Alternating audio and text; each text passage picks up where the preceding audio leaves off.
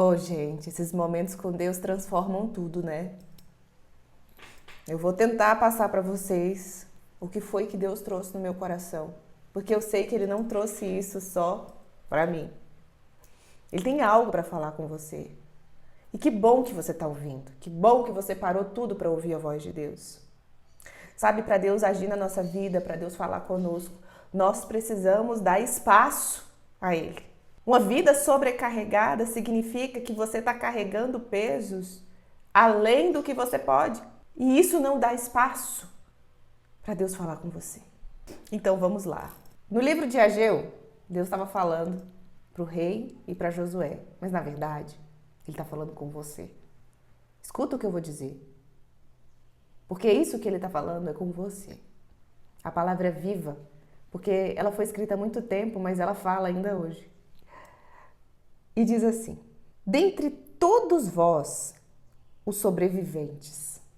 Quando eu li isso, eu lembrei que em muitas situações nós nos sentimos sobreviventes. De coisas que passamos e sobrevivemos.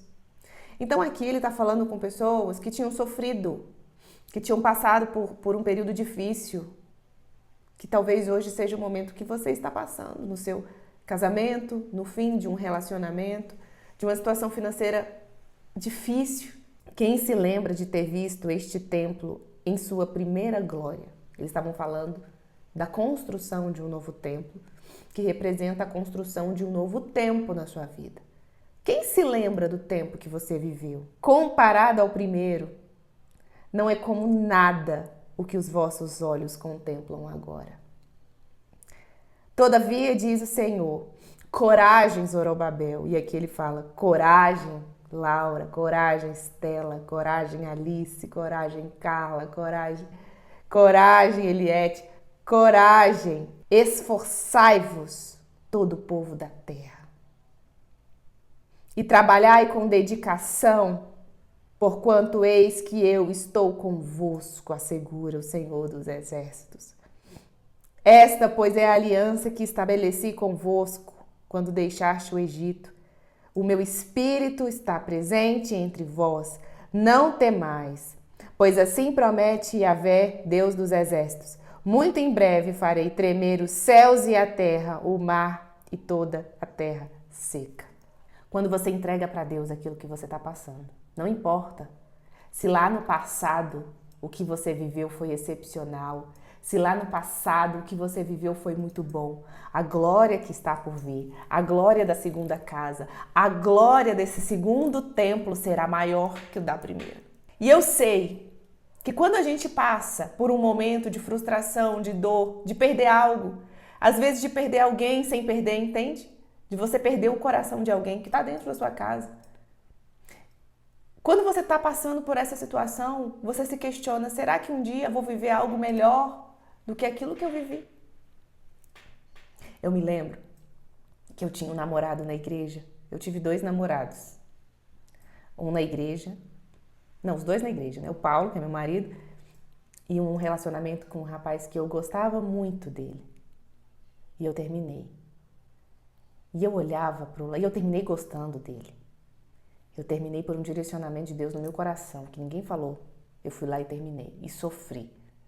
E eu lembro que nesse período, logo após, uns meses depois, ele começou a namorar uma menina muito bonita, loira, do olho azul. E eu chorava, que eu falava, Deus, será que um dia eu vou encontrar alguém como ele? Ele era tão bom, ele era tão bonito, ele era uma pessoa tão de Deus. E eu perdi.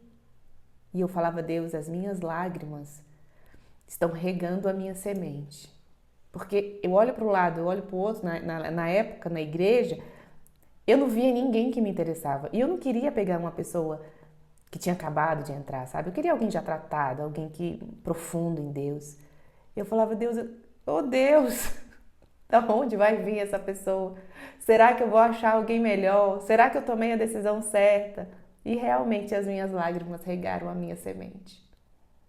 E a glória da segunda casa foi muito maior que a da primeira. Esse questionamento de que será que eu vou encontrar algo melhor do que o que eu já vivi um dia, é o que esse povo estava sentindo. Eles tinham um templo, né? Que era o templo de Salomão, que era maravilhoso. As araras passando. Vocês estão ouvindo? É Deus falando, né, com a gente. E ele fala assim, isso que vocês viveram no primeiro templo não é nada, é insignificante com o que vocês veem agora. Mas apesar de vocês estarem vivendo um tempo muito melhor do que vocês viveram antes, ele diz, coragem. Coragem. Trabalhe com dedicação, porque eu tô com vocês. Trabalhe e tenha coragem. Não vai vir pronto. Não vai vir pronto. Eu paguei o preço em sacrifício, em oração, em espera, para ter o casamento que eu tenho hoje, gente. Eu chorei muito, eu clamei muito, eu abri mão de muitos outros relacionamentos. Esse foi o meu trabalho e o meu esforço. Qual é o seu trabalho e o seu esforço hoje? E talvez, gente, não seja um trabalho braçal. É um trabalho de entrega espiritual. É um trabalho de você silenciar. É um trabalho de você buscar a Deus como você nunca buscou antes. É um trabalho de você... Ele fala trabalhar e esforçar-vos, né? Porque o esforço é necessário. A gente foge do esforço, a gente foge do trabalho, a gente quer uma fórmula mágica? Não. Mas você precisa ter coragem de se esforçar.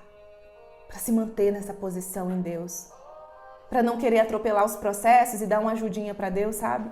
Mas esse último versículo aqui, os dois últimos, ele falou assim, o meu Espírito estará presente em todos vós.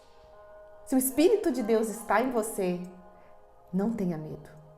Quando o Espírito Santo está em você, ele se move através de você. Você fala coisas que você fala, meu Deus, de onde que eu tirei isso? Você se comporta de maneira que você fala, meu Deus, eu não acharia assim em nenhuma outra situação. Mas não é você, não se trata de você, é porque a vida dele está dentro de você, movendo através de você. E ele diz, muito em breve farei tremer os céus e a terra, o mar e toda a terra seca. Deus vai fazer tremer na sua vida algo novo. Mas eu quero te dizer hoje, nesse devocional, tenha coragem, mulher. Não seja covarde. Você sabe que o oposto da coragem é a covardia. E a covardia é o medo excessivo, a falta de disposição para encarar, para enfrentar desafios e situações difíceis. E a coragem não é a ausência do medo, é agir apesar do medo. Na Bíblia, não temais ou seja forte e corajoso aparece 365 vezes. Porque todos os dias você precisa lembrar que você não precisa ter medo. Todos os dias ele está te dizendo, seja forte e corajosa, não tenha medo, não tenha medo, não deixe o medo te paralisar. Seja corajosa. Hoje, quando você ouvir esse devocional, no dia que você ouvir, eu quero que você coloque lá no nosso grupo, eu sou forte e corajosa. Declare isso sobre a tua vida, eu sou forte e corajosa. Hoje eu deixei as crianças na escola e no carro, eu falei assim pro Paulinho, e eu nunca tinha falado isso em alta voz, eu falei assim, eu sou muito agraciada por Deus. E depois eu fiquei pensando assim, meu Deus, como essa palavra é forte, hein?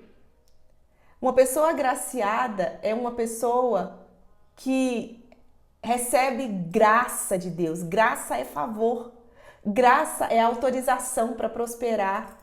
Eu sou agraciada por Deus. E eu falo isso, gente, porque desde nova eu recebo muitos presentes. E não são presentes de coisas que eu busco. São presentes de coisas que eu quero, mas que nem passa na minha cabeça que eu vou ganhar isso de alguém. Eu tenho tantas histórias de coisas que eu ganhei.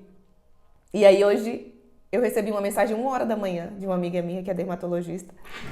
1h da manhã. Ela falou, amanhã passa lá na clínica porque eu quero te dar o Botox de presente. Aí você fala assim, ai Pri, que besteira. Gente, não é besteira. É você ser agraciada. É você ser abençoada. Tem uma música que eu amo, essa música. Eu vou tentar colocar ela aqui no devocional.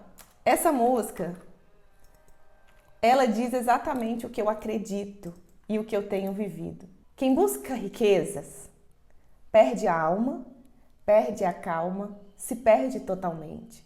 Quem busca o Senhor encontra riquezas, paz e pureza se encontra eternamente. Quando você busca a maior riqueza de todas, você encontra grandes riquezas na sua vida. Isso é graça. Mas isso é uma conversa para um outro devocional, porque esse aqui ficou mais longo do que eu planejei. Eu espero você lá no grupo dizendo o quão agraciada e abençoada você é.